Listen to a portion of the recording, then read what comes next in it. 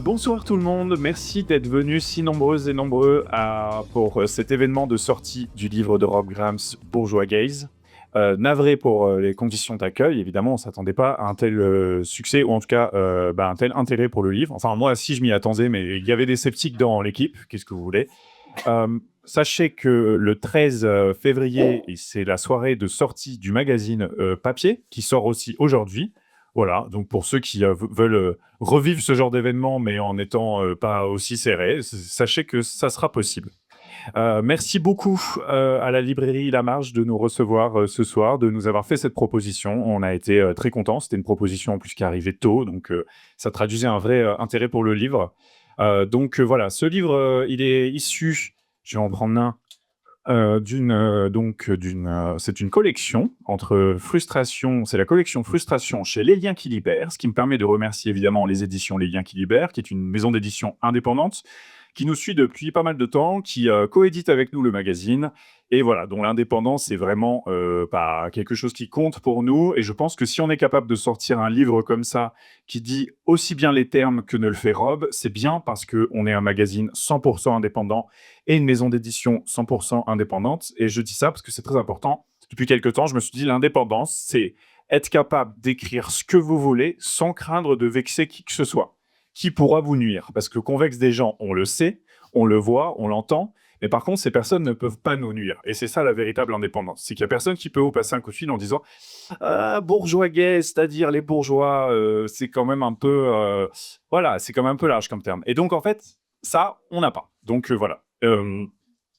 Merci beaucoup, Rob, d'être là ce soir. Je vais commencer très vite en te présentant, et tu pourras éventuellement compléter si j'oublie quelque chose. Donc, tu es maintenant rédacteur en chef de Frustration Magazine.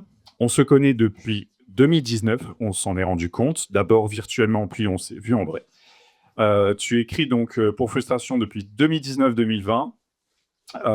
Et ce livre, Bourgeois Gaze, est vraiment le résultat, en fait, de près de 4 années de travail, c'est-à-dire depuis la sortie de ton article du même nom, dont tu vas nous parler juste après. Donc, ce qu'on va faire, c'est que je vais poser à Rod un certain nombre de questions qui suivent pas linéairement le livre, voilà, pour pas vous spoiler son contenu. Et puis, donc, un certain nombre de thèmes qui nous semblaient intéressants d'aborder ce soir, et ensuite, je vous laisserai la parole. Donc, merci beaucoup. D'abord, je vais commencer, Rob, à te demander une chose, peut-être de nous raconter un petit peu ce qui t'a poussé à écrire ce livre, puisqu'en fait, c'est un livre qui a une histoire, puisqu'encore une fois, il vient d'un article, mais entre eux, il y a des articles qui sont destinés à rester juste des articles, et puis il y a des articles qui peuvent devenir des livres. Qu'est-ce qui t'a fait basculer vers le livre, sachant que ça n'a pas été un choix si évident pour toi. Pour nous, ça l'était plus, ton équipe, mais pour toi, pas forcément. Est-ce que tu peux revenir là-dessus? Bien sûr. Bon, déjà, merci à tous d'être aussi nombreux et nombreuses, ça me fait très plaisir. Et pour te répondre, donc, ce sujet du cinéma bourgeois, du regard bourgeois dans le cinéma, ça réunissait deux centres d'intérêt que j'ai depuis très longtemps, sur lesquels je travaille depuis longtemps, c'est-à-dire la lutte des classes et le cinéma. Déjà, dans mes études, j'avais fait des petits travaux de recherche sur la manière dont étaient représentés les rapports de force dans l'entreprise, dans le cinéma. Je m'en étais resservi dans le premier article qui était sorti en 2021 dans Frustration. Je crois que je t'en micro. Ah, mais c'est Ok. Et disons qu'il y avait eu, c'était un article qui était plutôt humoristique. Ça avait plutôt vocation à faire rire. Je m'étais inspiré notamment d'articles de Vice sur l'art contemporain. Et en fait, derrière, il y avait une réception qui était intéressante. Ça avait tablé large. Et il nous avait semblé que l'article mettait des mots sur un sentiment que plein de gens avaient, qui avait déjà été un peu analysé, mais qui n'avait pas été formulé comme ça. Et du coup, on s'avait pris un petit peu. On s'était rendu compte de ça, quoi, que le terme était repris. On le voit dans deux articles. Des gens s'y référaient. Ou ils s'y référaient à la manière dont on parle d'un article et pas d'un livre. C'est-à-dire que, en fait, on disait, j'ai vu ça sur Internet, etc., etc. En fait, il y a une fétichisation autour du livre aussi qui est intéressante. Un concept ne prend vraiment consistance que quand il est mis dans un livre pour des raisons plus ou moins valables. Et donc, au fur et à mesure, je me suis dit, OK, j'ai fait un traitement assez humoristique du sujet, mais en même temps, ça a résonné un peu plus sérieusement. Donc, peut-être que ça serait intéressant de donner un peu plus d'épaisseur, d'approfondir, d'essayer de vraiment délimiter qu'est-ce que c'est ce regard bourgeois, par quoi il passe, comment il se manifeste. Ah oui, je précise que quand l'article est sorti, à l'époque, il faudrait voir dans nos stats, c'était vraiment l'article le plus lu de Frustration Magazine. Ça a donné lieu à des tas de réactions assez rigolotes. Pour l'anecdote, on a la mère d'une grande actrice française, enfin une actrice française connue, qui nous a écrit en disant tout ce que vous dites est vrai, sauf concernant un tel, à savoir sa fille. Et on se disait, bah, qui est cette personne qui nous envoie ce mail, etc. Et en fait, bon, la personne avait oublié que dans les options de Gmail, il y avait signature automatique. Et, et du coup, juste, on avait pu identifier qu'il s'agissait de la mère de la personne dont elle disait quelle était l'exception. Ok, quelle était l'exception à cette règle-là. Donc cet article, il a eu beaucoup d'écho, et notamment autour de ce concept qui a été très marquant. N'hésitez pas à dire si vous avez besoin d'aide.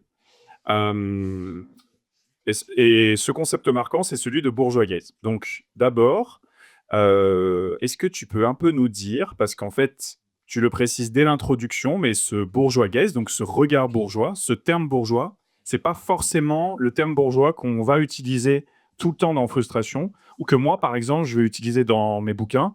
Et donc, je pense que c'est une précision importante de préciser quelle est ta vision de la bourgeoisie qui est présente dans ce livre-là. Ouais, effectivement, quand on parle de bourgeoisie, on est obligé de passer par une définition de la bourgeoisie. C'est toujours bien parce que c'est un terme qui est utilisé parfois avec un peu de légèreté, un petit peu comme le terme fasciste, de termes comme ça. Ça devient un peu un anathème et on ne sait plus exactement ce que ça désigne. Donc, je rappelle les 3 définitions les plus courantes dans l'usage, c'est-à-dire une définition marxiste, c'est les gens qui détiennent les moyens de production, les entreprises, le capital. Il y a une définition plus bourdieusienne qui devient un petit peu dominante, c'est-à-dire l'accumulation de capital économique, donc de l'argent, du capital social, du piston, du réseau, en gros carnet d'adresses, et du capital culturel. Donc la maîtrise des références légitimes, une bonne connaissance de l'art littéraire, des citations, enfin tout ça. Moi, j'élargis un petit peu en disant, je désigne par bourgeois ici les gens qui sont privilégiés économiquement. C'est-à-dire que je garde en fait la dimension matérielle qui me semble en fait la plus importante. Et c'était important en fait pour nous de préciser ça aussi, je pense, dans le sens où on voit qu'il y a une surfocalisation sur le capital culturel aujourd'hui. Alors même qu'en fait, à l'époque où Bourdieu parle de ça, en fait, c'est à 8% d'une classe d'âge qui fait des études supérieures, c'est plus du tout la même situation aujourd'hui. Déjà, il y a des gens très cultivés partout. Et ensuite, il y a même des gens cultivés au sens le plus classique du terme, c'est-à-dire cette maîtrise des références légitimes. Les choses ont changé.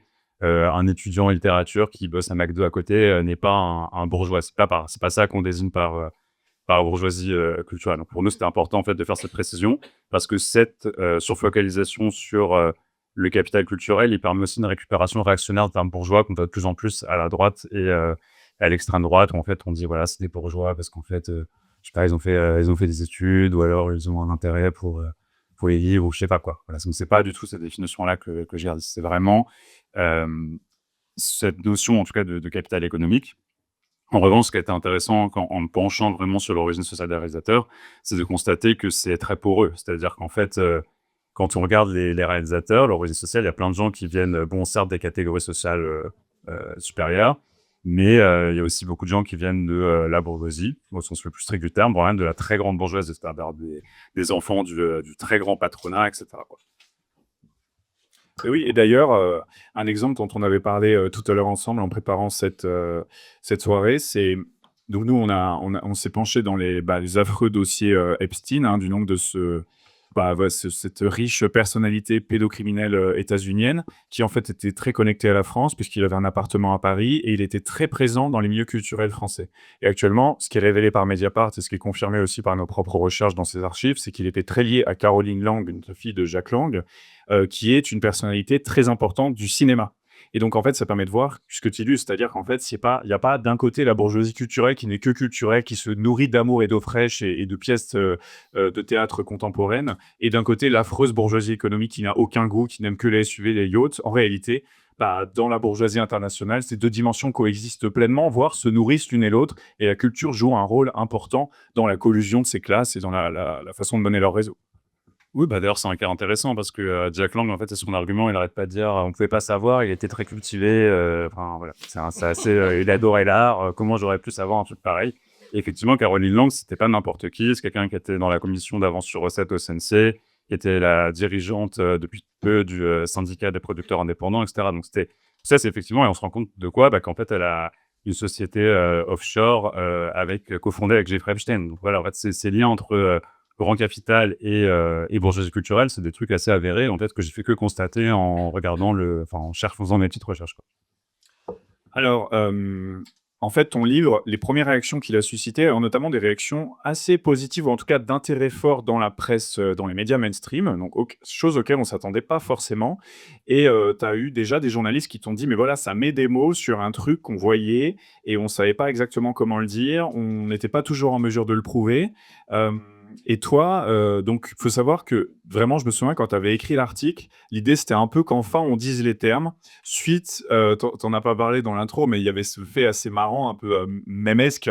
C'était Suzanne Lindon, donc la fille, de, Vincent Lindon, qui sortait son premier film, à 21 ans. Aucun rapport avec le fait qu'elle soit la fille de Vincent Lindon, évidemment, c'est le talent, pur et ça donnait cette séquence un peu culte à Quotidien, qui est quand même vraiment une émission dont tu parles à plusieurs reprises, qui est vraiment l'émission faire valoir de la bourgeoisie culturelle, où elle arrivait, elle expliquait à quel point elle était géniale et ça a donné un peu des mèmes sur les réseaux sociaux et cette personne-là, mais pas plus que finalement une autre, mais traduisait un peu ce sentiment que ouais, vraiment le cinéma français c'est un truc, enfin, le cinéma c'est un truc de bourgeois, il y en a marre, etc. Et toi, tu viens dans le livre, bah, confirmer ce sentiment-là, mais tu viens le confirmer avec des données, avec des faits et pas simplement ce qu'on avait tendance à dire avant que tu fasses le livre. Nous, on se dit, bah, en gros, le cinéma français, par exemple, c'est un truc de bourgeois parce qu'ils sont toujours dans des apparts parisiens avec du lambris. Ils ont toujours des surfaces un peu improbables quand on connaît la vie ici. Mais toi, tu vas plus loin que ça. Est-ce que tu peux nous donner quelques éléments de preuve voilà, que n'importe qui pourrait mobiliser après cette rencontre pour attester ça, quoi, que c'est pas qu'une impression, quoi. On n'est pas parano.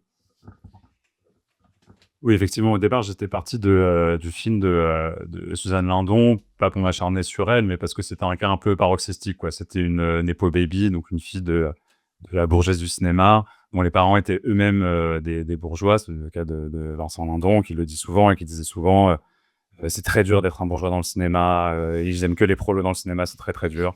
Voilà, donc bah, c'était assez drôle. Et en plus, effectivement, c'était quelqu'un qui avait donc fait un film à 21 ans, alors que l'âge moyen c'est 35 ans hein, pour un long métrage. C'était des thématiques très bourgeoises, la manière dont elle en parlait aussi, j'avais envie de retrouver un peu du Paris d'autrefois, on n'avait pas les réseaux sociaux, etc.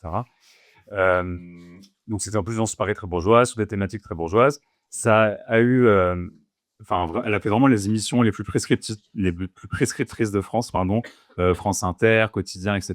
Et malgré ça, malgré des critiques, malgré tout ça, en fait, elle n'a pas fait d'entrée, quoi. Et pourtant, le film est produit, etc. Donc c'était un cas assez intéressant. Et il y avait aussi cette sensation que je pense beaucoup de gens ont de voir une bande-annonce et de se dire, en fait, j'ai l'impression d'avoir déjà vu le film 50 fois, quoi. Donc j'étais parti de ce truc-là.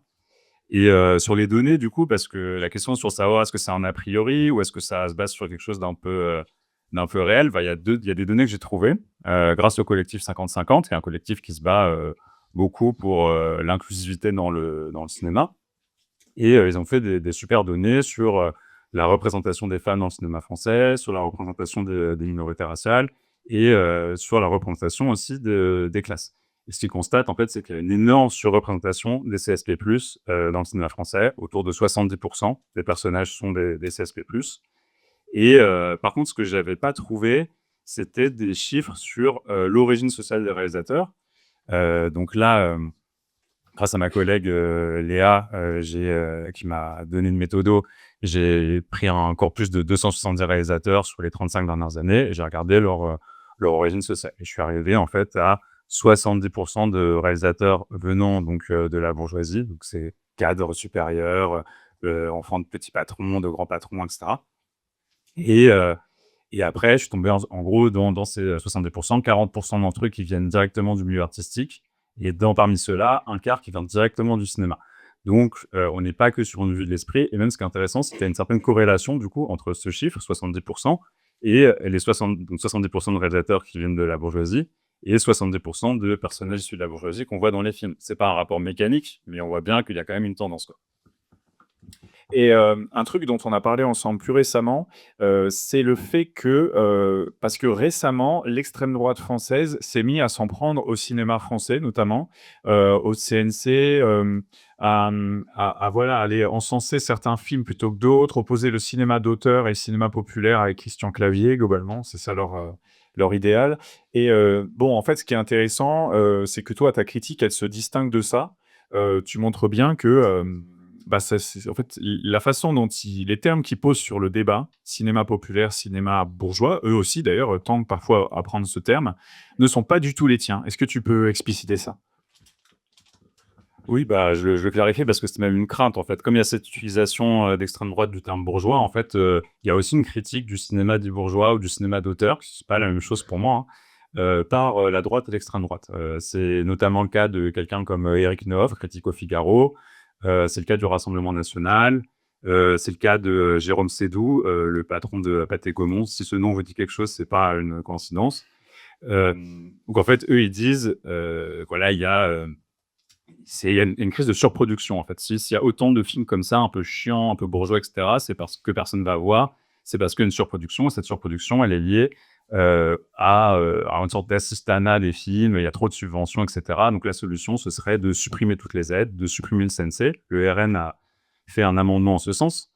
Et comme ça, en fait, ce serait le marché qui régulerait le cinéma et du coup, il y aurait une offre qui correspondrait, à la demande, quoi. Moi, c'est pas du tout ce que je pense à plusieurs, niveaux.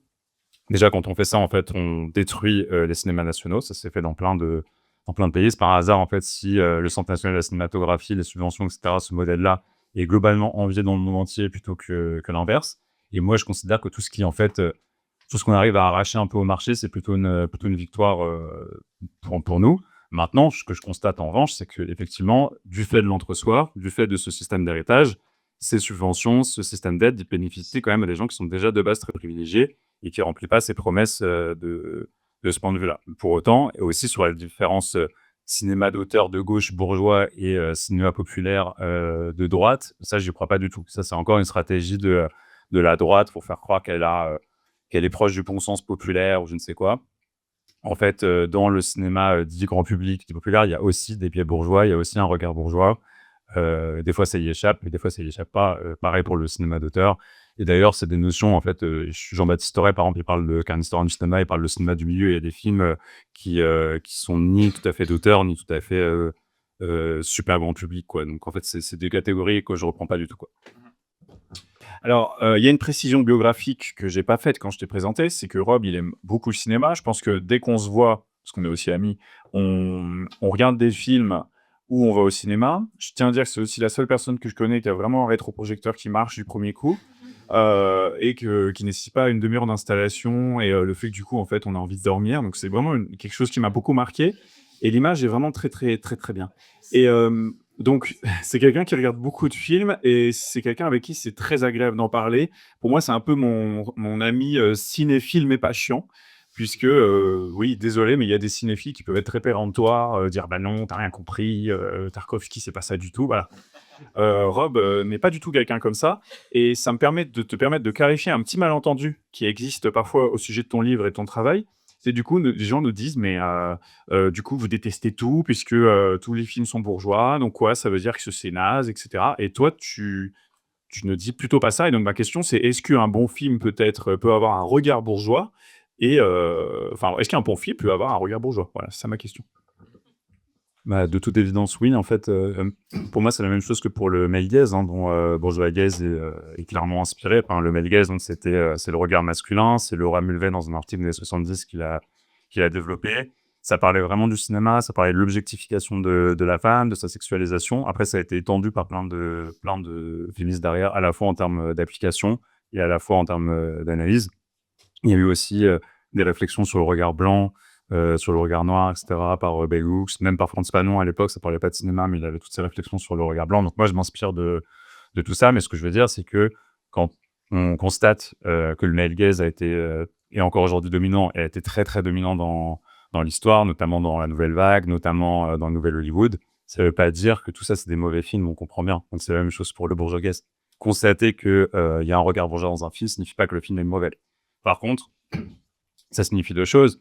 Ça signifie, d'une part, que des fois, en fait, ça peut conduire à faire des mauvais films parce que quand on a des biais très forts et qu'on traite de milieux sociaux qu'on connaît pas, sans se renseigner, sans faire preuve de curiosité, là, par contre, ça fait des assez mauvais films à mon sens. Ça provoque des effets esthétiques qui sont, parfois même désastreux et hem et l'autre chose que ça fait, c'est que, du coup, on se prive de plein d'autres regards, quoi. Ça, c'est mon gros point, en fait. C'est pas une critique seulement du regard bourgeois, c'est aussi en implicite, un questionnement sur, ce qu'on pourrait avoir si on avait un cinéma un petit peu plus divers, quoi. Et ouais, donc oui, il y a clairement des bons films qui sont, bourgeoisesques. Mon objectif est pas d'ailleurs de cataloguer, des films bourgeois, pas bourgeois. C'est pas aussi binaire, c'est de dire que c'est un spectre, quoi. C'est de donner une grille d'analyse. Après, ça veut pas dire qu'un film est même au sein d'un film, je veux dire, ça va pas être que bourgeois ou ça va pas être c'est pas mon propos. Mais tes détracteurs te répondraient que, heureusement, en France comme ailleurs, il existe une catégorie de films gentiment appelée cinéma social. C'est assez révélateur qu'il y a un nom spécial pour parler des films où on voit des ouvriers et des usines, hein. C'est vraiment un label, tellement en fait c'est absent. Le problème, mais cette catégorie et ces films-là posent un certain nombre de problèmes que tu as pu relever, que ça soit dans l'article et dans le livre. Est-ce que tu peux nous donner un peu 2 travers principaux, ou en tout cas 2 travers du cinéma dit social et peut-être revenir un petit peu sur cette notion que j'introduis un peu maladroitement? Bah, effectivement, en fait, déjà au cinéma social, on voit qu'il y a un problème. C'est-à-dire qu'un film qui parle dès qu'il y a des ouvriers, des classes moyennes, des classes populaires, c'est quasiment labellisé film social, ce qui est un peu délirant quand on pense que ça parle littéralement de la très grande majorité des gens, quoi. Ça, on oublie, enfin, je veux dire les on n'est pas une minorité, quoi, on est une très grande majorité. En fait, c'est eux la minorité, c'est eux qu'on voit dans tous les films. Du coup, quand il y a un film d'un coup, on voit 3 ouvriers, ils disent: «Ouais, c'est un film social, ça parle de la vie réelle et tout, c'est dingue, on n'a jamais vu ça». Donc déjà, ça, c'est un peu sidérant. C'est un petit peu la même chose avec le film de banlieue. Le film de banlieue, ça devrait pas être un genre. Enfin, je veux dire, c'est un territoire qui est très varié. On comprend bien que ça parle pas de la banlieue de Neuilly-sur-Seine. Enfin, bon, voilà. Donc, c'est déjà des faux genres. Et ensuite, sur ce qui pose problème, pour moi, il y a deux éléments. Il y en a un qui est clairement un emprunt à un dossier des cahiers du cinéma qui était sorti en 2015, qui s'appelait Le vide politique du cinéma français. C'était un dossier qui avait été très marquant pour moi. On voyait l'affiche de Un moment d'égarement avec François Cluzet et Vincent Cassel. Ils avaient mis un vide politique au cinéma français sur ça. J'avais trouvé que c'était très intéressant. Il y avait des critiques comme Jean-Philippe Tessé, Stéphane Delorme. Et ce qu'ils constataient, c'est qu'il y a une surreprésentation de la tragédie, en fait, comme modèle narratif pour les films sociaux, que ce soit les films de banlieue, les films sur le travail, etc. Ça finit toujours par des meurtres, des suicides, etc. Enfin, des trucs atroces. Et ce qu'ils notaient, et ce que du coup je note après eux, c'est que ça ferme les imaginaires. C'est-à-dire que c'est un cinéma de la résignation.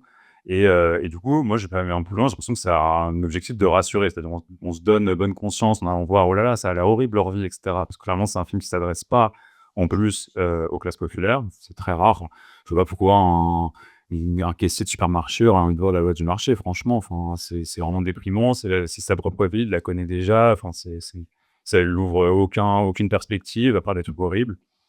Et, oui, voilà, donc moi, je pense que c'est le principal problème. Et après, il y a un problème plus grave, des fois, dans un certain cinéma misérabiliste, c'est carrément des représentations très, très dégradantes des classes populaires. Là, ça va encore plus loin. Là, j'ai en tête 2 films qui se répondent un petit peu les uns aux autres, que j'ai vu récemment, que j'ai vu après le livre d'ailleurs. La tête haute de Emmanuel Berco ou Vendieu de Louise Courvoisier. En fait, le point commun, c'est que ça met en scène des jeunes hommes très violents, ça multiplie les scènes de bagarre sans arrêt. C'est pas que c'est faux, il y a plein de jeunes hommes qui sont violents, mais c'est pas une spécificité des classes populaires en aucun cas. On a plein chez les classes moyennes, on a plein même chez les bourgeois, peut-être toujours d'une autre manière, mais tout autant. Et il y avait des anecdotes carrément de tournage qui sont intéressantes. Emmanuelle Barco, elle a mis très longtemps à trouver son vrai bonhomme dans le casting. Elle a pris un très bon acteur par ailleurs, hein, qui faisait un peu en menuiserie à ce moment-là. Son problème, c'est qu'en fait, il était trop calme. Elle me disait, mais il a dit, c'est chiant, il est poli, il est gentil, etc. Alors qu'il doit être super énervé, taper sur la gueule de tout le monde, etc. Et au final, comme elle n'a pas trouvé, elle a cherché, elle continue d'essayer de chercher de trouver des gros lots super violents, elle n'a pas trouvé. Du coup, elle a dit, bon, tant pis, on va faire avec toi, mais il va falloir vraiment que tu t'accultures pour devenir le prolo que je me fais dans ma tête. La tête d'Emmanuel Barco, c'est quand même la petite fille d'un chirurgien et de l'ancien patron de Citroën, la petite fille du patron de Citroën. Donc, enfin, c'est pas non plus quelqu'un qui a un ancrage populaire extrêmement fort, quoi. Oui, oui, c'est on avait tout à l'heure, on parlait du fait que en littérature, il y avait un équivalent donc qu'on nous présente pas comme ça. C'est un peu la littérature d'Émile Zola, que par ailleurs, moi, c'est des livres que j'aime beaucoup. mais dans la littérature d'Émile Zola, qui est vraiment présenté dans les programmes du lycée comme l'écrivain de la classe ouvrière. Bon, déjà, c'était quelqu'un qui a eu des propos très violents sur la Commune de Paris, hein, très, très violents, donc qui était pas du tout qui soutenait pas les révolutionnaires et qui soutenait pas l'autonomie du mouvement prolétarien. Et puis, par ailleurs, dans ses livres, il y a aussi cette figure de la tragédie. C'est-à-dire que les livres de Zola, c'est des tragédies. C'est, des gens qui tentent des trucs et qui sont rattrapés par, quelque chose comme d'ailleurs une sorte de nature, populaire, hein. Il y a quand même un sous-texte, qui est pas mince du tout. Donc, c'est vraiment intéressant. À propos, je voulais te parler de Paris, puisque, en relisant le livre, je suis retombé sur cette phrase que je trouve assez sympa. Page 59, tu dis: «On croit détester les Parisiens, on déteste en réalité les bourgeois». Heu, Déjà, est-ce que tu peux expliciter cette phrase et quel rôle joue Paris dans le cinéma bourgeois? Parce qu'en fait, c'est une ville assez très représentée et d'une certaine façon. Comme on est juste à côté, c'est l'occasion d'en parler. Ouais, effectivement, il y a une association entre, le Parisien et le bourgeois arrogant et bon, elle est pas tout à fait correcte, en fait, mais je pense qu'elle a le cinéma avec d'autres choses, un rapport avec ça. C'est-à-dire, en fait, le Paris qu'on voit, au cinéma, c'est pas n'importe quel Paris, c'est très, très spécifiquement le Paris bourgeois. Ça, c'est il y a une bonne phrase aussi dans l'étude du collectif 50-50 qui dit que, l'imaginaire géographique, pardon, est aussi un imaginaire social. C'est-à-dire qu'en fait, il y a, le Paris qu'on voit, c'est très majoritairement celui des cadres supérieurs. Donc, bah, c'est un petit peu pour les mêmes raisons. C'est-à-dire qu'en fait, bah, les cinéastes viennent, énormément de Paris. 83 des salariés de l'audiovisuel, en fait, sont situés en Île-de-France. 70 des entreprises de production audiovisuelle. Donc là, c'est même plus large que les seules entreprises de long métrage. Alors, je pense que si on prenait les entreprises de long métrage, ce serait encore plus. Et du coup, ça fait des effets. Bon, le premier effet, déjà, c'est que 50 des tournages en France se déroulent en Île-de-France. Parfois, quand ça se passe ailleurs, eh ben, c'est pour reproduire Paris à moindre coût. Et après, eh ben, du coup, les autres territoires, la ruralité est très absente. Les grosses villes de province sont très absentes. Marseille, quand même, une ville avec un potentiel narratif énorme. Deuxième ville de France, presque 1 million d'habitants. Bah, c'est tout 3% des films qui s'y situent, quoi. Puis, il faudrait voir quel film, quoi. Enfin, à Paris Bac Nord et tout, mais bon, ça sera un autre sujet. Voilà, quoi. Enfin, du coup, ce que je voulais dire, c'est que c'est pas un Paris normal qu'on voit, quoi. Je cite quelques films. Je cite par exemple Adieu Paris d'Edouard Baird. Il me semble que ça illustre bien les choses, quoi. Genre, c'est vraiment en mot de café de flore, gros gueuleton avec des gros mecs bedonnants qui draguent les serveuses. Et puis ils sont là, voilà, ce Paris n'existe plus. Quel dommage! Et je pense un peu en contrepoint, je réfléchissais, je pense, Les Derniers Parisiens serait un bon contre-exemple. Ça parle aussi d'un Paris qui est en train de disparaître, mais c'est pas le même Paris, quoi. C'est un Paris, issu de l'immigration, du quartier populaire de Pigalle et cetera. Enfin voilà, je dirais que c'est un parce qu'en fait, dans le livre, ce que j'essaie de faire, c'est pas juste de démonter, plein de films, ça c'est pas très intéressant comme, programme. C'est à chaque fois, j'essaie quand même de donner un contre-pied sur d'autres regards qui ont existé, d'autres mouvements, enfin voilà, de montrer qu'il y a quand même plein de brèches, en fait, qui ont été saisies par plein de gens. Oui, et d'ailleurs, en relisant le livre, je me disais, ce qui est vraiment chouette, c'est que contrairement à ce qu'on pourrait imaginer en voyant la couve, on se dit: «Bah, voilà, Rob Grams, il va faire du Frustration Magazine, primaire». Sachez qu'on n'est pas comme ça, mais je sais qu'on peut nous accuser de ça. C'est-à-dire, on va aller défoncer la bourgeoisie et puis, à la fin, on va faire une conclusion en disant: «Voilà comment on peut la renverser», quoi. J'ai résumé le plan de tous mes livres, hein. Mais, toi, en fait, le plan est pas pareil. C'est-à-dire qu'en fait, au fur et à mesure, tu abordes différents thèmes et en fait, à chaque fois, il y a du positif, mais du positif au sens, tu montes les brèches, tu montes les ouvertures, tu montes les exceptions aux règles que tu décris. Donc en fait, on sort de là avec une vision, en fait, assez positive, du cinéma et pas du tout une vision sombre, genre, bon, bah, c'est plié, quoi. Donc on va y revenir. Mais avant, je voulais parler d'un point qui m'est venu en le relisant, du coup, c'est qu'en fait, et c'est lié avec, mes recherches dans les dossiers, Epstein. Et désolé de vous reparler de ça parce que c'est marquant cette affaire, c'est très marquant. C'est-à-dire que cette affaire, vient confirmer une vision extrêmement sombre de la bourgeoisie, qui était portée pendant un temps uniquement par des gens très conspirationnistes et qui était plutôt niée par, des gens, veut dire de la gauche plus classique qui disaient: «Non, c'est pas si simple, c'est complexe» et cetera.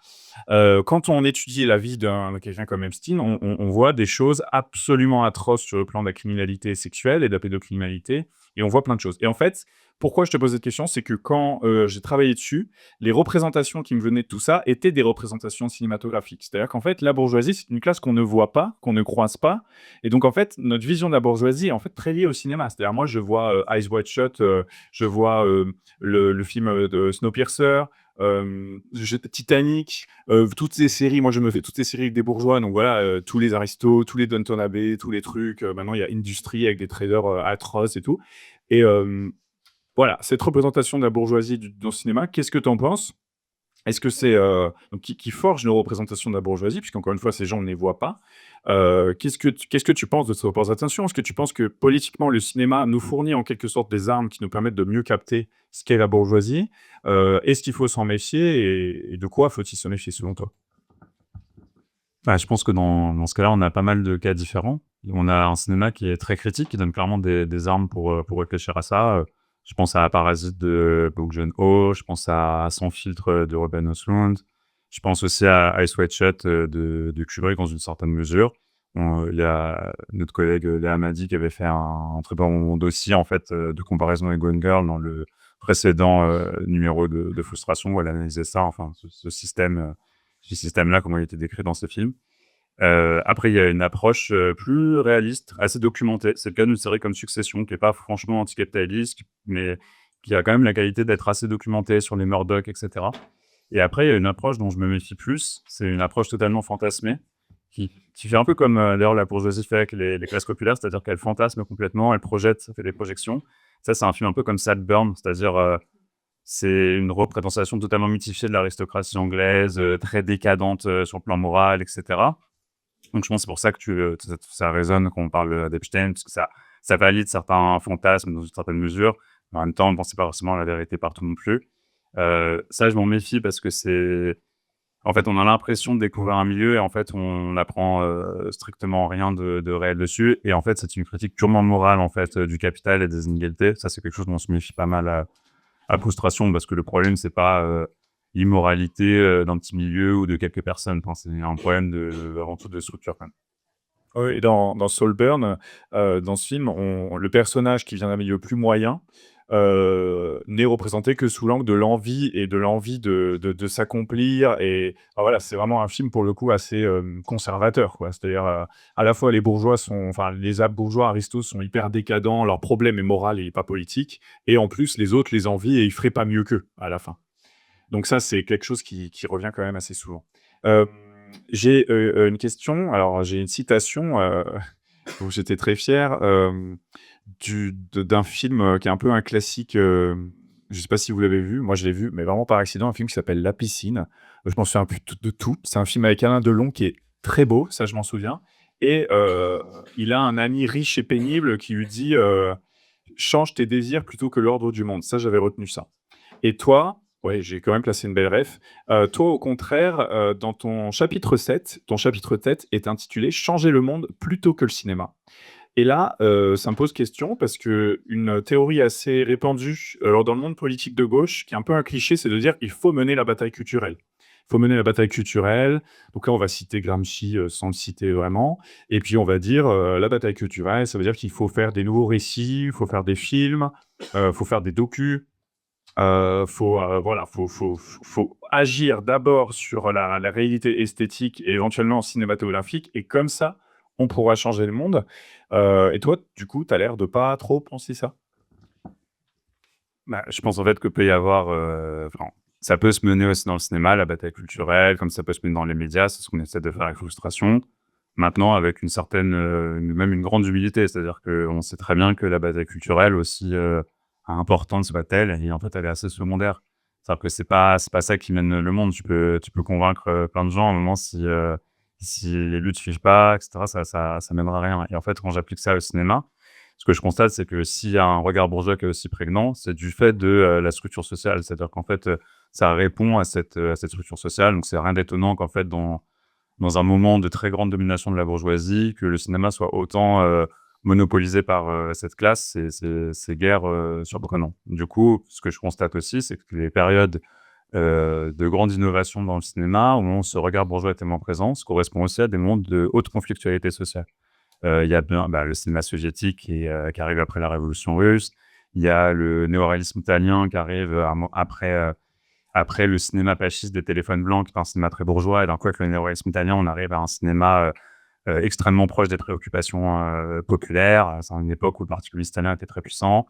La nouvelle vague, c'est encore un petit peu différent, ça arrive un petit peu en amont, en fait, mais ça vient de milieux privilégiés, mais en fait, ça une approche de réalisation qui quand même s'oppose à un certain cinéma bourgeois, qui filme avec des petits moyens, sans autorisation, et cetera. Et après, on a eu mai 68 et après, on pourrait continuer. Nouvelle Hollywood, c'est un moment donc le cinéma américain des années 70, c'est un moment de haute lutte sociale, voilà, de lutte contre la guerre au Vietnam, de lutte féministe, de lutte pour les droits des Afro-Américains. Donc, ce que j'essaie de conclure, c'est qu'en fait, bien sûr, il y a des petites réformes qui peuvent servir. Moi, je pense pas en tout cas que ça viendra d'une libéralisation. Mais je pense que vraiment, si on veut que les choses changent, d'avoir un regard bourgeois moins présent, ça répond en fait à un niveau de conflictualité sociale. Et j'en veux pour preuve que les légères améliorations qu'on a vues sur le regard masculin, sur le fait qu'il y a un peu plus de réalisatrices maintenant, sur le fait qu'il y a un petit peu plus de réalisateurs noirs, afro-américains, arabes ou quoi, c'est aussi lié à un haut niveau de lutte antiraciste et un haut niveau de lutte féministe depuis depuis au moins 10 ans, quoi.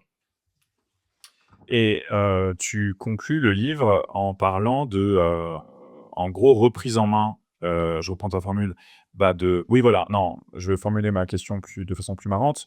Si, en cas de révolution sociale, ce qui est ce à quoi on travaille activement, toi et moi, sérieusement, hein, c'est même pas si l'on voulait reprendre en main les moyens de production cinématographique, comment, faudrait-il s'y prendre? Par quels moyens faudrait-il passer? Dans quel piège éventuellement, faudrait-il ne pas tomber? Sur ça, il y a clairement 2 modèles, hein. Le premier modèle, c'est l'étatisation et la nationalisation. Donc c'est ce qu'ont fait notamment l'URSS, d'autres dictatures communistes, et cetera. Bon, ça a fait parfois des très bons films, mais par contre, ça fait aussi un cinéma de propagande très contrôlé, et cetera. Donc c'est pas le modèle évidemment qu'on défend.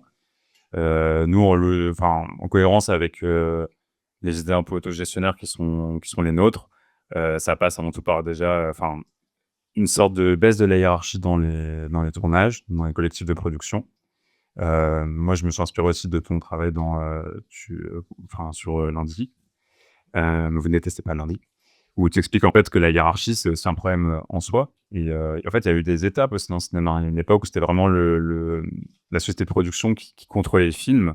Et après, il y a eu la politique des auteurs, après la nouvelle vague, où en fait, le réalisateur s'est imposé comme le vrai auteur. En fait, on pourrait aller encore plus loin et en fait, vraiment envisager ça comme des œuvres collectives, où les techniciens, qui sont aussi des artistes, auraient une place plus importante, décisionnelle, et cetera. C'est pas des utopies, puisque c'est déjà fait pas mal de fois. Il y a pas mal d'expériences qui ont été faites, notamment en Amérique latine. Il y a le Tercer Cinéma, il y a le Cinéma Novo au Brésil, il y a le Cinéma Piquereto en Argentine. Enfin, il y a eu pas mal de choses comme ça avec, en fait, c'était les mêmes gens qui faisaient les films, qui les faisaient pour les gens qui allaient les voir. Il y a des cinémas itinérants, et cetera. Et après, sur le côté révolution, il y a eu aussi quelque chose sur la France, en fait. Mais c'est pas seulement la France, hein, dans tous les États-nations un peu faits comme la France, on voit aussi une surreprésentation de la capitale. Bon, là aussi, ce serait donner un peu l'accès aux moyens du cinéma de manière un peu plus large, quoi. Il y a un film dont on avait parlé dans Frustration, je sais pas si tu te souviens, c'est un film de Michel Gondry avec Pierre Ninet et je me souviens plus du titre. J'avais été voir ce film et j'avais été extraordinairement affligé parce que c'était une apologie, par Gondry lui-même, du réalisateur tyran. C'est-à-dire, alors il y a eu d'autres films, hein, là-dessus, mais disons, qui en faisaient pas autant l'apologie. Moi, c'est la première fois en tout cas, vraiment une apologie du réalisateur qui va maltraiter tout le monde, y compris essentiellement des femmes d'ailleurs, mais à la fin qui va produire un chef-d'œuvre, qu'on ne nous montre pas d'ailleurs, hein, et voilà, cette figure du réalisateur, est-ce que pour toi, du génie, en fait, est-ce que derrière, il n'y a pas quand même une représentation de l'art comme étant l'expression d'un génie individuel? Est-ce que c'est pas aussi envers ce genre d'approche-là qu'il faudrait réussir à rompre dans une certaine mesure, encore une fois?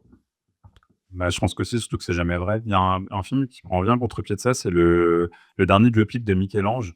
En fait, on s'attend à voir un génie dans son atelier, voilà, qui tue voilà, exactement. Et c'est pas du tout ce qu'on voit. En fait, les 3/4 du film, c'est des ouvriers qui essaient de ramener un bloc de marbre de la France en passant par les montagnes italiennes. Donc, c'est juste hyper épique. Et du coup, en fait, tu vois vraiment que c'est... Et après, tu vois un peu les enjeux politiques. Donc, tu vois à la fois c'est une commande politique, et à la fois après tu vois que derrière des travailleurs qui ont dû se trimballer le bloc de marbre, qui sont morts sur le chemin, etc. Et c'est plus du tout, c'est faussement autour de Michel-Ange, quoi. En fait, ça montre tout ça. Ça, je trouve que c'est intéressant, parce que ça casse complètement ce mythe de l'artiste génial, individuel, etc.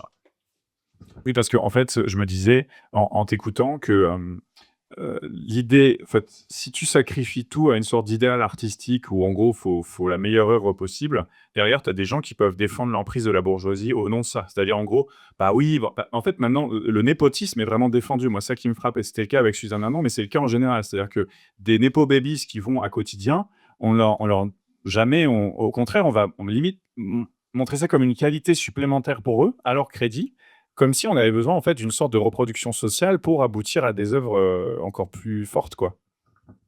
Je sais pas si tu voilà, c'était oui, je sais pas quoi rajouter à ça, on va pas reparler de quotidien. Hem, D'autant qu'on aimerait beaucoup que tu sois invité, donc il va falloir s'agir de se calmer. On va biper quotidien sur la vidéo de comme ça les chances de Rob d'y aller, ils sont. Ah, voilà, avant de vous passer la parole sur des questions, je voulais, rajouter des choses que j'ai pas dit au début et c'est important. C'est que Frustration est financée intégralement par ses lectrices et lecteurs et ça a un lien direct avec notre conversation. C'est-à-dire que maintenant, on a vraiment décidé, c'était le cas informellement, mais on a vraiment décidé lors de notre dernier AG, que le travail sur nos livres soit intégré dans notre temps de travail à Frustration Magazine. C'est-à-dire que le travail de recherche et de réflexion dont Bourgeois-Guèze est le résultat, dont Saint-Luigi l'était, est maintenant une partie officiellement, ça l'était déjà officieusement, de notre travail à Frustration Magazine. Donc voilà, sachez que on n'est pas seulement un magazine, on est aussi une sorte de mini institut de recherche à vocation révolutionnaire. Et quand vous soutenez Frustration Magazine, voilà, encore une fois, Frustration Magazine est intégralement gratuit sur sa partie web. Bah, vous soutenez ce genre de travail-là. Et donc, je le redis, si vous le pouvez, soutenez-nous. Si vous ne pouvez pas, eh ben, c'est pas grave, ça reste gratuit et d'autres paieront pour vous, en quelque sorte, comme un grand système de cotisation pour des médias indépendants. Karl Marx disait que la religion était l'opium du peuple. Est-ce qu'aujourd'hui, on peut dire que la télévision, les publicités et le cinéma est le nouvel opium du peuple? Parce que, on nous montre que des belles choses à la télé, des femmes belles, des hommes beaux, des vêtements beaux et les gens se projettent là-dedans. Ça pourrait être moi dans 5 ans, ça pourrait être moi dans 10 ans, ça pourrait être moi dans 20 ans. Donc, est-ce que c'est devenu un nouvel opium, du peuple? Et deuxième chose que j'ai oublié. Ça reviendra peut-être. Ça revient à Nous,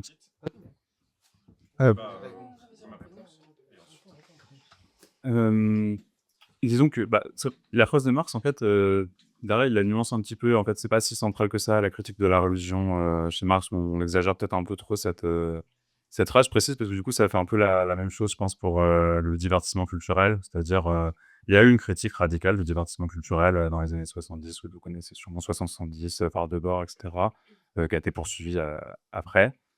C'est clair que ça peut avoir un rôle, ça peut aussi avoir un rôle émancipateur selon.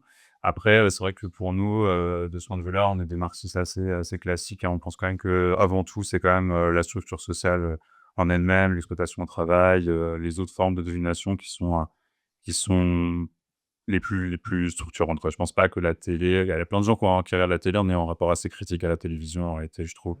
Hem, il y a plein de gens qui savent qu'ils regardent qui regardent les chaînes d'infos en continu tout en pestant toute la journée sur les chaînes d'infos en continu, et des gens qui regardent la télé-réalité en disant: «Bon, c'est un peu nul, mais bon, c'est sympa quand même». Ils savent que c'est pas terrible. Enfin voilà, je pense que faut pas sous-estimer le rapport critique, des gens à ces médias. D'ailleurs, je trouve que le livre, témoigne un peu de ça. C'est-à-dire que cette sensation de regard bourgeois dans le cinéma était quand même assez partagée, quoi. Genre, il y a pas de grosses surprises, quoi.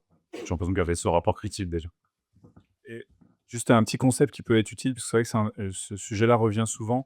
Il y a un sociologue britannique qui s'appelle Richard Hogarth, qui, dans les années 60, dans un livre qui s'appelle La culture du pauvre, il a introduit un concept que je trouve assez utile pour justement avoir un rapport nuancé à la télévision, vous brainwash.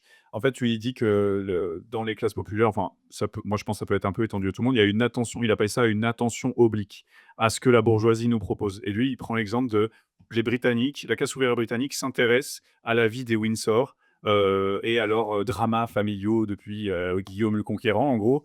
Et lui il dit bah faut pas s'imaginer qu'ils prennent ça au premier degré. En fait on s'intéresse au Windsor parce que ça nous permet de parler en fait de notre famille, de nos amours, etc. Et en fait ils sont juste le support, mais eux en fait on s'en fiche un petit peu. Alors bon ici il y a des fanas de la période Windsor, hein, on le voit dès qu'ils font des cérémonies. Mais voilà, lui, il vient nuancer ça en disant on prend un peu quand même ce qu'on veut, on exerce un certain regard critique, on a donc cette attention oblique qui fait que les choses ne nous arrivent pas droit devant et on les chope. Non, nous, on se décale un petit peu, on regarde ce qui est en train de se passer et on en prend éventuellement de la distance, comme tu viens de décrire. Je trouve le concept, il est parlant.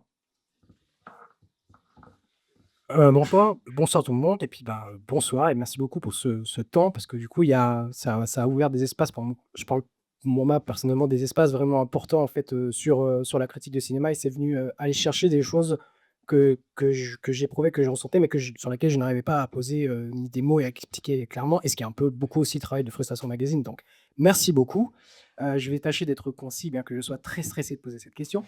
Heu pour en revenir aux questions sur l'incarnation, en fait, parce qu'il y a eu beaucoup la question, le sujet de l'incarnation. Donc, du coup, c'était à la base ma première question et Nicolas, du coup, il a amené le sujet. Est-ce que sur l'idée faite de transformation, qui va être très lente et qui va avoir beaucoup d'inertie, est-ce qu'il n'y aurait pas aussi la question de supprimer ou vraiment, enfin, j'aime pas le mot réforme, mais travailler sur la question de toutes les compétitions du cinéma. Donc, le Festival de Cannes, les Oscars, les Césars, etc., qui sont vraiment des moments d'entre-soi extrêmes. Voilà. La question. En tout cas, j'ai un petit chapitre sur les festivals et sur la critique bourgeoise, donc ce sont deux choses différentes, mais on parle dans le même chapitre sur les prescripteurs, quoi. Là, c'est intéressant les festivals parce que ça a vraiment changé de dimension. Le Festival de Cannes, c'est encore un festival où il y a plein de films intéressants qui passent, des films assez radicaux, des films assez politiquement inattendus et tout ça, donc faut être un peu nuancé. Maintenant, c'est vrai qu'on voit que c'est devenu une espèce de carnaval bourgeois, comme d'autres, comme la Mostra de Venise, etc. Et c'est presque une fashion week, quoi. On s'intéresse même, c'est bien presque secondaire, les films. C'est intéressant qu'en fait, par le cinéma, un festival soit devenu l'incarnation de la bourgeoisie, des yachts, les tapis rouges, les robes de créateurs, etc. Alors qu'à son origine, c'était quelque chose de très différent, puisque le Festival de Cannes, elle était fondée par le Fonds populaire. En fait, il n'avait pas pu être mis en application, c'était fait qu'après la guerre. La CGT faisait partie du conseil d'administration, je crois qu'elle était majoritaire même. Et c'était une réponse à la Mostra de Venise, qui, elle, avait été fondée par des fascistes italiens, dans lequel Goebbels était allé et tout.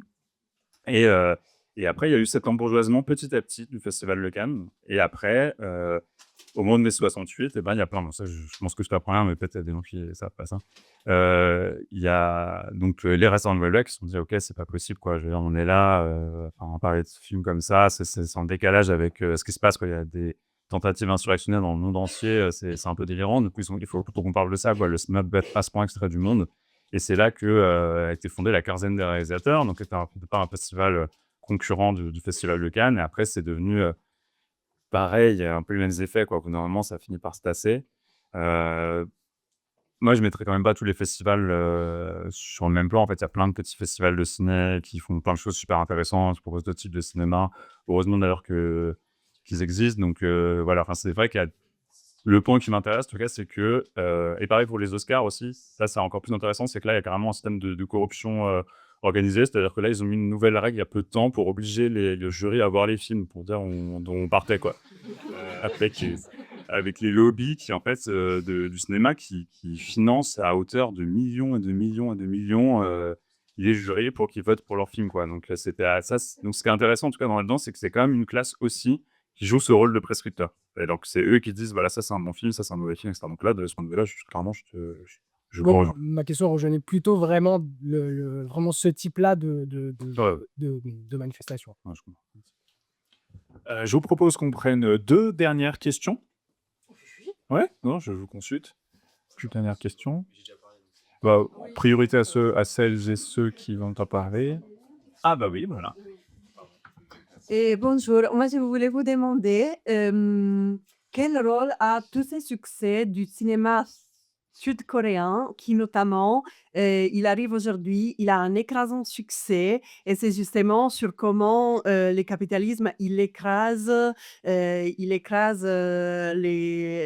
populaires. Là, maintenant, il va sortir No Other Choice, qui s'annonce comme un film qui va avoir beaucoup de succès, qui de toute façon a eu beaucoup de succès dans d'autres pays, mais aussi, justement, je pense à Parasite, je pense à Snowpiercer, voilà, à tous ces films-là qui ont un écrasant succès. Est-ce que, quelque manière, c'est totalement récupérer la critique du capitalisme pour la bourgeoisie et, et quelque manière évacuer toutes nos frustrations quotidiennes par les cinémas, ou est-ce que ça joue un vrai rôle?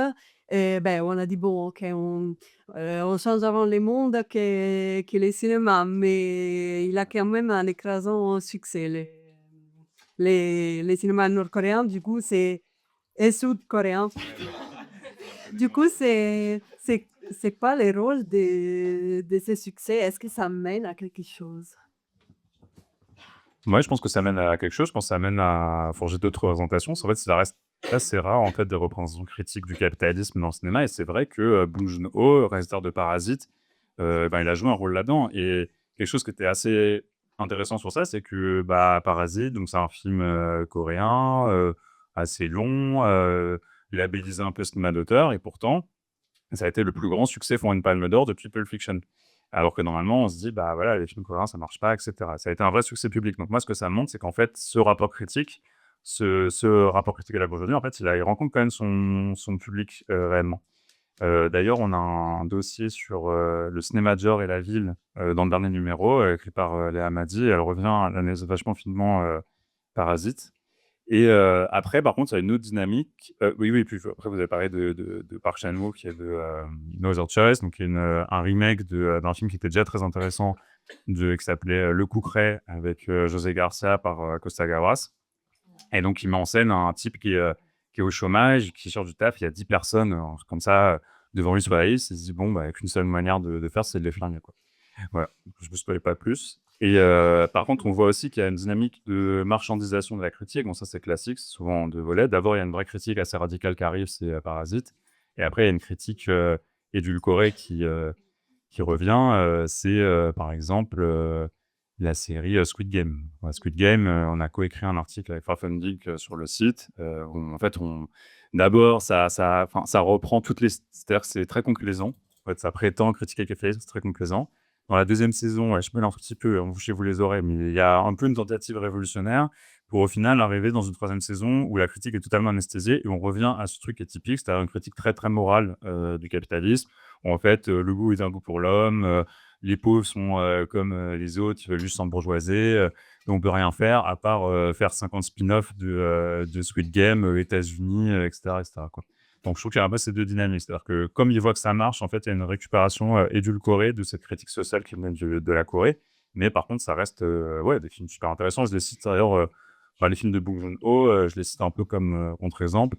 Et d'ailleurs, à Sante, on présentera Snowpiercer, probablement un autre super bon film de Bong Joon-ho qui raconte un train qui tourne autour du monde, qui est adapté d'une BD française.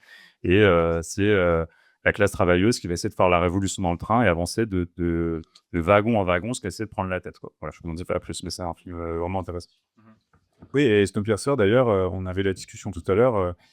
Oui, on peut voir aussi un message politique un petit peu ambigu. Il y a aussi une série qui a été faite et il y a aussi une bande dessinée. Donc, cette histoire de ce train avec ses classes sociales a des interprétations un petit peu différentes, notamment sur certaines interprétations de l'ambition révolutionnaire qui, alors, c'est moins net dans le film Snowpiercer, mais qui est quand même un peu toujours quelque chose qui revient régulièrement dans la fiction, c'est-à-dire une révolution, en fait, ne consiste finalement qu'à remplacer une élite par une autre et on est coincé, etc. Il peut y avoir aussi, à mon avis, sur Snowpiercer, il y a cette ambiguïté qui fait qu'il peut être assez toléré par le capitalisme parce que sa critique peut être interprétée d'une certaine façon, mais on peut aussi choisir, je crois que nous on le fait à Frustration pas mal, de voir le verre à moitié plein et de nous on va voilà, le capitalisme récupère les révolutions, et bien nous on essaie de récupérer aussi certaines choses qu'ils produisent pour notre propre profit révolutionnaire. Avant de choisir la dernière question, j'ai oublié de dire deux choses. Il y aura des trucs à grignoter et à boire à la fin, donc n'hésitez pas, ne partez pas tout de suite. Et Rob pourra dédicacer Le livre, si t'es chaud, j'ai oublié de te demander en fait. Tu verras, c'est tout, c'est très simple. Donc soyez gentil avec lui, c'est la première fois qu'il le dédicace, donc voilà, n'oubliez pas, dites bien le prénom, comment ça s'orthographie. Ne le piégez pas sans préciser combien de T il y a dans Mathieu, etc. Merci beaucoup pour vos questions, merci Rod et bravo pour ton livre. Merci Yabon.